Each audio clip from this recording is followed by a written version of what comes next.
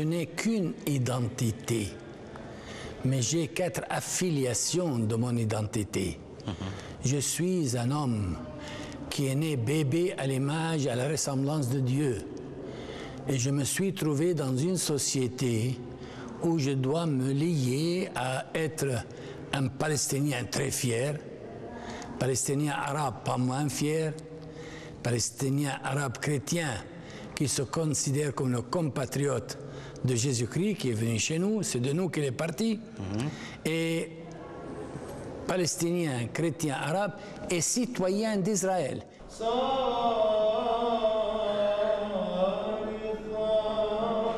Quand on sait l'importance de la paix pour cette région-là, en quoi est-ce que justement ces 4 spécificités-là sont importantes pour le dialogue interconfessionnel là, que vous préconisez? C'est une très bonne question. Pour les gens normaux de la rue, lorsque vous dites palestinien arabe, ça va bien. Ils pensent que c'est un musulman qui est soifé de sang. Mais lorsque vous ajoutez palestinien arabe chrétien, ça devient compliqué. Lorsque vous ajoutez israélien, ça devient impossible, incompréhensible. Mais c'est absolument cela ce que nous portons de très intéressant. Nous cherchons à créer une unité dans la diversité. Il n'y a pas mieux que cela. Et c'est possible, car Palestiniens, qu'ils soient chrétiens ou musulmans, et Israéliens, ils n'ont pas besoin d'apprendre comment vivre ensemble. Ils ont besoin de se rappeler comment ils vivaient ensemble pour des siècles et des siècles. Nous agissons comme des idiots qui se battent entre eux. C'est une bataille de famille. Et il faut qu'on arrive à une entente. Et l'entente ne peut être faite qu'en acceptant de pardonner et d'être pardonné. Vous, très jeune, votre famille a perdu sa maison, sa terre, mais ce que vous, comme vous dites, ce qui vous reste, c'est le message. Le message et l'action. De quel type d'action parlez-vous?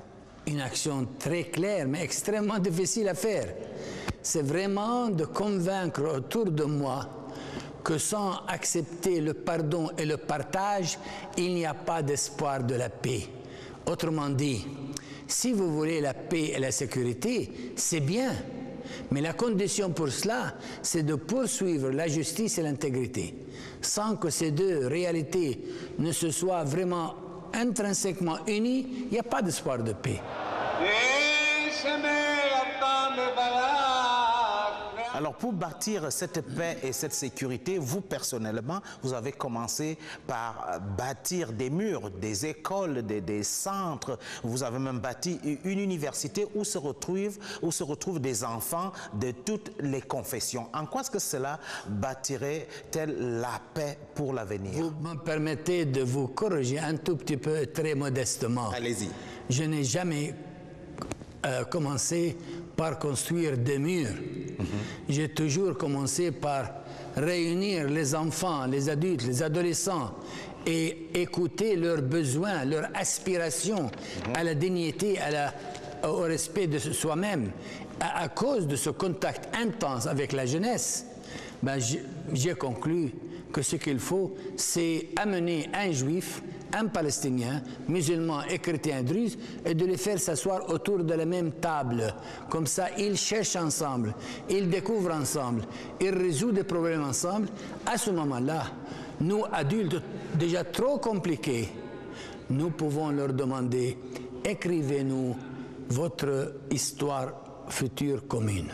Et cette histoire future commune-là a commencé à s'écrire par ce qui s'est passé la semaine dernière, par cet échange très important entre 1000 Palestiniens et un soldat israélien. En quoi est-ce que des gestes comme cela peuvent donner espoir? Tout a commencé très très longtemps.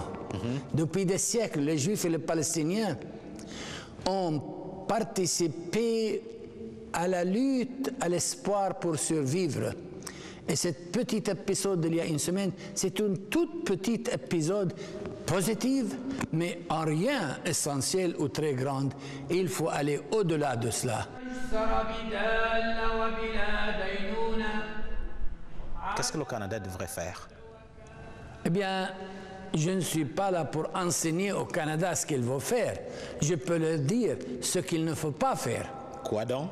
C'est vraiment de s'abstenir d'être unilatéralement pour un côté, pour les Palestiniens contre les Juifs, pour les Juifs contre les Palestiniens. Ça n'aidera pas. On a vu ce que les États-Unis ont fait. Ils ont exporté des milliards de dollars et plus encore d'armes pour Israël. Ça n'a pas aidé à faire l'amitié avec un seul arabe. Ce n'est pas par les armes et les dollars qu'on bâtit l'amitié. C'est par l'acceptation mutuelle qu'on arrive à bâtir l'amitié. Merci, Monseigneur.